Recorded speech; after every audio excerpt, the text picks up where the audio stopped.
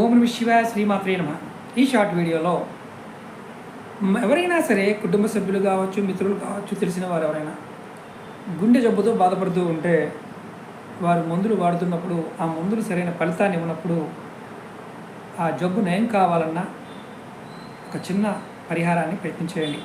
ఇది గురువారం నాడు ఉదయాన్నే సూర్యోదయానికి గంట ముందు ఎక్కడైనా అరటి తోటలో కానీ ఇంటి దగ్గరైనా సరే గెల వేయని అరటి చెట్టు, అంటే గెల రాకుండా ఉన్న అరటి చెట్టు దగ్గరికి వెళ్ళి నమస్కారం చేసుకొని నీరు పోసి చెట్టుకు ఉత్తరం వైపు ఉన్న వేరుని తెచ్చుకొని దాన్ని అష్టద్రవ్యాలతో దాన్ని శుద్ధి చేసి అష్టద్రవ్యాలతో శుద్ధి చేయాలి.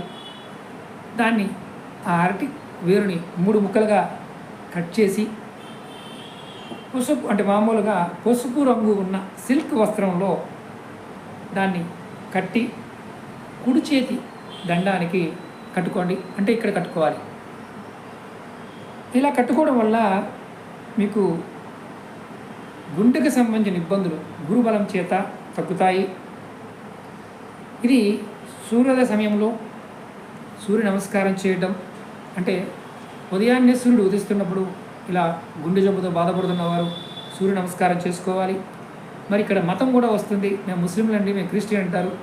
ముస్లింలు అయితే కరెక్ట్గా సూర్యోదయానికి ముందే నమాజ్ చదువుకోవడం, క్రైస్తవులు అయితే బైబిల్ పఠనం చేయటం, ప్రార్థన తర్వాత ఆకలిగా ఉన్న ఎవరికైనా సరే గోధుమ రొట్టెని దానంగా ఇవ్వడం చేయాలి. అలాగే రోగి ఎవరైతే బాధపడుతున్నారో వారు చేయవచ్చు. అలాగే ఈ పరిహారాన్ని ఇంకెవరు చేయవచ్చయ్యా అంటే రుణ బాధలు, సంతాన బాధలు, సుఖం లేకపోవడం, విద్యలో విజయం లభించకపోవడం, ఉద్యోగాల్లో అభివృద్ధి లేని వారు కూడా ఇది చేయొచ్చు. దానివల్ల రోగాలు తగ్గుతాయి, రుణ బాధలు కూడా తొలుగుతాయి, సంతానం కలుగుతుంది, సుఖం లభిస్తుంది, విద్యలో విజయం లభిస్తుంది, ఉద్యోగంలో కూడా అభివృద్ధి కలుగుతుంది. గమనించాల్సిన విషయం ఏంటంటే ముఖ్యంగా ఇది చేస్తున్న వారు ఏ మతాన్ని కూడా విమర్శించకూడదు, ఎవరిని విమర్శించకూడదు. దేవుడు ఒక్కడే అన్న భావంతో ఉండాలి. అలా ఉన్నప్పుడే దీని ప్రభావాన్ని పూర్తిగా చూడగలుగుతాం.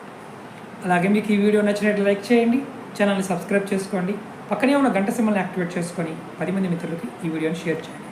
ఓం నమః శివాయ, శ్రీమాత్రే నమః.